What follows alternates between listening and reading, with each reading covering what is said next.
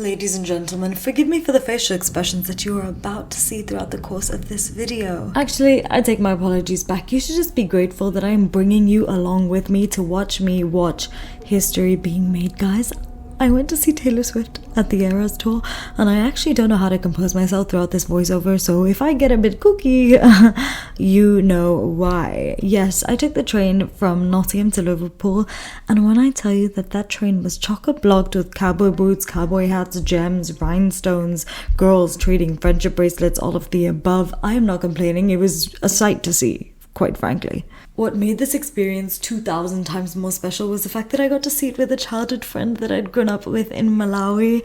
We'd both never visited Liverpool before, but I think I can speak for the both of us when I tell you how baffled I was at the love of Taylor Swift at Liverpool show.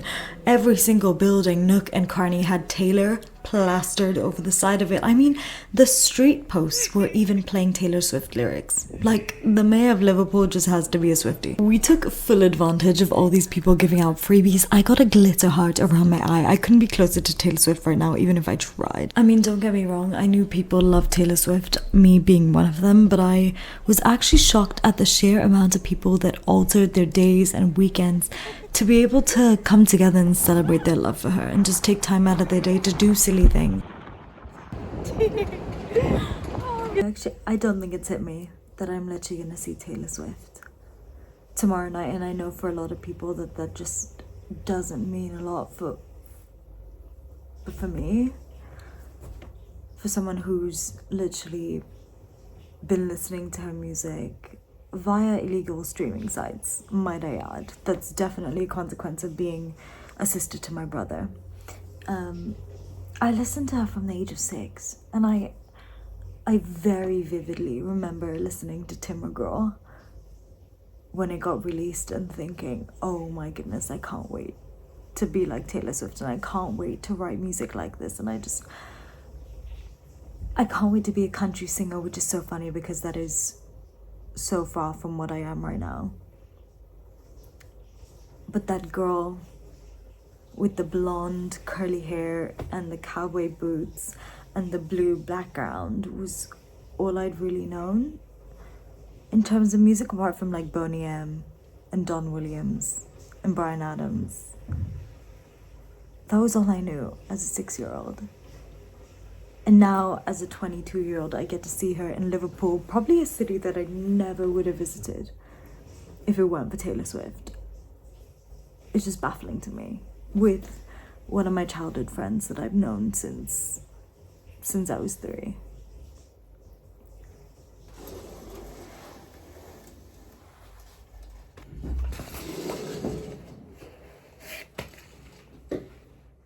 Good morning.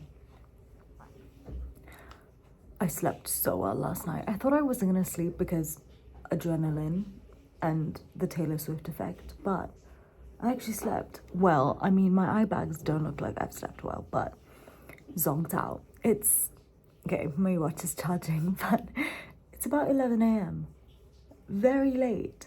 But it's Taylor Swift day, everyone. And I feel like the lighting is deceiving because it looks really sunny, but it's cloudy in Liverpool. That's okay. It's alright. Even though physically I think we both were still in Wonderland, we took full advantage of the day and wanted to explore as much of Liverpool as possible. This included pastry shops, cafes, bakeries, museums, thrift. Liverpool has some great thrift stores, but also a lot of the Taylor Swift merch that was yet again dotted around the city. Much like my recent trip to Paris, I managed to hold myself back from buying another denim jacket, but I did, however, stop into a cookie store because we knew that we needed some food. Sorry, I don't know why I just used the word scran. It's the first time I've ever used it in my life, and I decided to use it on a voice note that's going to be heard by masses. But yeah, we decided that we were actually going to be starving after the concert, which is probably going to end at like midnight. So we're like, why don't we just buy some really amazing gooey cookies, leave them at the hotel, and thank ourselves later? After we'd seen one too many Taylor Swift references outside, we decided to go back to the room, so it gave us about 2 hours of getting ready, because I think girlhood is actually playing Taylor Swift songs in the bathroom and getting ready and getting dressed, and what better thing to get dressed for than a Taylor Swift concert? Sorry, I will contain myself.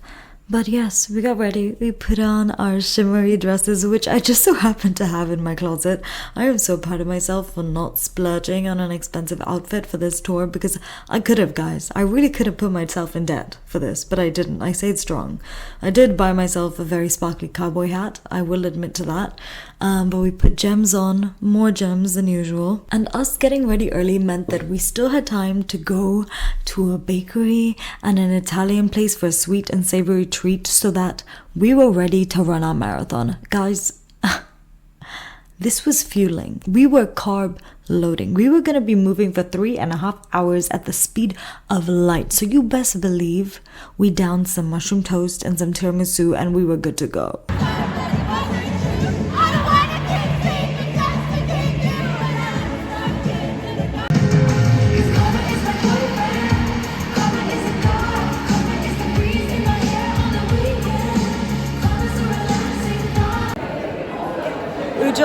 General consensus? Insane. I can't believe it. We just watched Taylor Swift. I don't think it's gonna hit me yet. I will let you guys know how I'm feeling when we get to the hotel room. Right now we've got to make it out of a stadium with 53,000 people.